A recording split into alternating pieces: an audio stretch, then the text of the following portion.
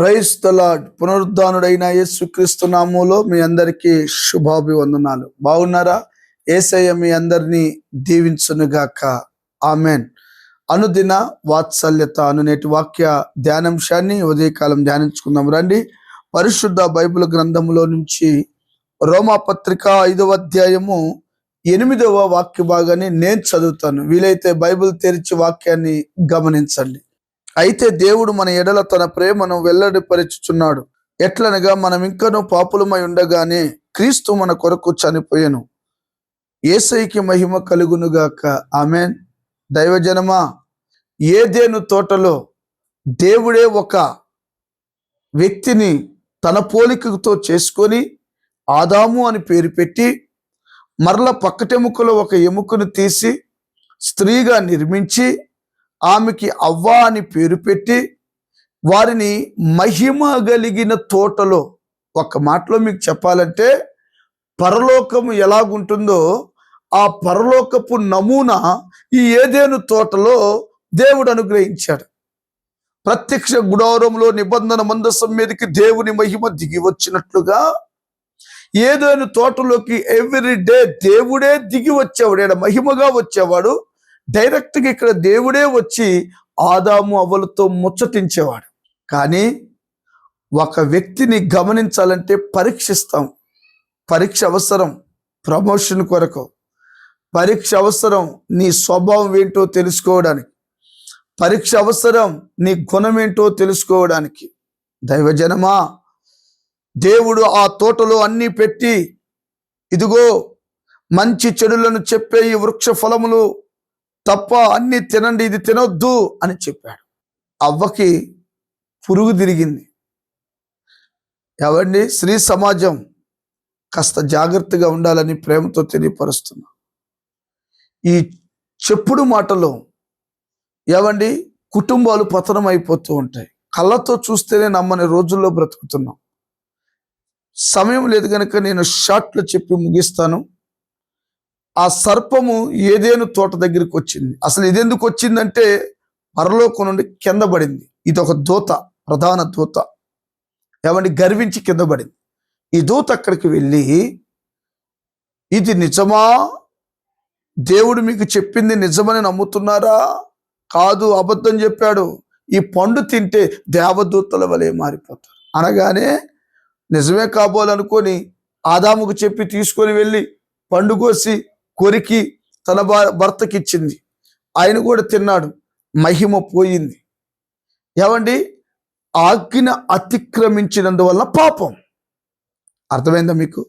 పాపము మనుషులోకి ఎలా ప్రవేశించిందంటే ఆజ్ఞ అతిక్రమించినందువలన, మాట విననందువలన, చేయరాని తప్పు చేసినందువలన అది ఆజ్ఞ పాపి, ఒక పాపిగా మార్చబడ్డాడు. మరణము లేనివాడు, పాపము లేనివాడు, దేవుని స్వరూపం కలిగిన వాడు, పరిశుద్ధుడు ఈరోజు ఏమయ్యాడంటే ఆజ్ఞ అతిక్రమించి పాపి అయ్యాడు. ఈ పాపం ఏం చేసిందో తెలుసా? మరణానికి అప్పగించింది. మనిషి మరణానికి అయిపోయాడు. మరణం లేనివాడు ఇప్పుడు పాపం ద్వారా మరణం వచ్చేసింది. ఈ మరణం ఏమైంది? మనిషి మీద ఇదొక శాపముగా తాండమాడుతూ తిరుగుతుంది. అయితే 2025 సంవత్సరాల క్రితం పరలోకపు మహిమను విడిచి ప్రభు అయిన యేసుక్రీస్తు ఈ భూమి మీదకి వచ్చాడు. అందుకనే ఇక్కడ రాయబడి ఉంది కదండి, మనం ఇంకనూ పాపులమై ఉండగానే క్రీస్తు మన కొరకు చనిపోయెను. ఒక పాపి కొరకు యేసయ్య చనిపోయాడంటే ప్రేమ కలిగిన దేవుడు, ఆయనకి నీతి కలిగిన వాడు, న్యాయాధిపతి అయిన దేవుడు, ఆయన జడ్జిమెంట్ని ఫాలో అయ్యేవాడు, క్రమము కలిగిన దేవుడు. ఒక క్రమంగా చేశాడు.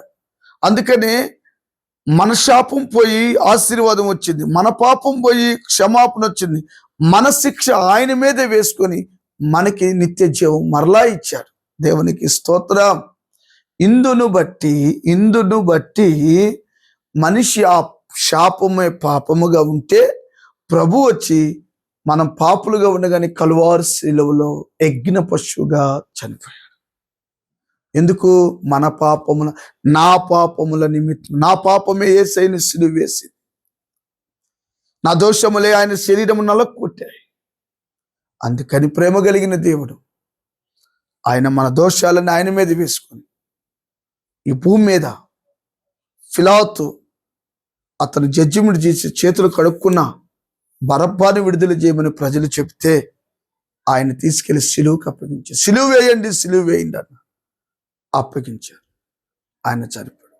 ఆయన చనిపోవటం ద్వారా మనకి ఆశీర్వాదం వచ్చింది. ప్రభువైన యేసు చనిపోవటం ద్వారా మన శాపం కొట్టివేయబడింది, క్షమాపణ దొరికింది. ఏమండి, మన జన్మ కర్మ పాపం అంతా కొట్టివేయబడి కింద మాట అన్నాడు కదా, చూడండి. మనం ఇంకనూ పాపులమై ఉండగానే క్రీస్తు మన కొరకు చనిపోయెను. వింటున్నారా? చనిపోయెను. కాబట్టి ఆయన రక్తము వలన, ఇప్పుడు చూడండి, ఆయన కార్చిన రక్తం వలన నీతిమంతులుగా తీర్చబడి నిశ్చయముగా ఆయన ద్వారా ఉగ్రత నుండి రక్షింపబడుదుము. యేసయ్యకి మహిమ కలుగును గాక. హల్లెలూయా. అర్థమైందా?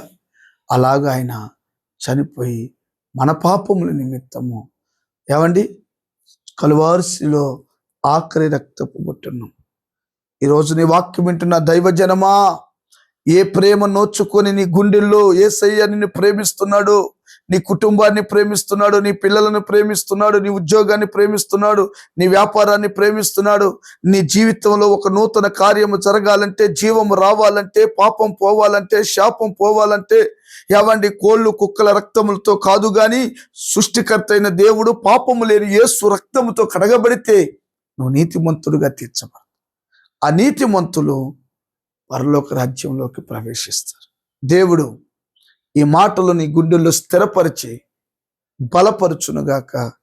ఆ యేసుని సొంత రక్షకుడుగా మీరు అంగీకరిస్తే, మారు మనసు బాప్టిసం తీసుకుంటే నీతిమంతులుగా మార్చబడతారు. ఆ తండ్రి నీతి మీ మీద ఉదయించునుగాక. ఆమెన్. ప్రేమ కలిగిన తండ్రి, ఈ వాక్యం వింటున్న బిడ్డలను ఎన్నెన్నో ప్రశ్నలతో సతమతం అవుతూ ఉన్నారు.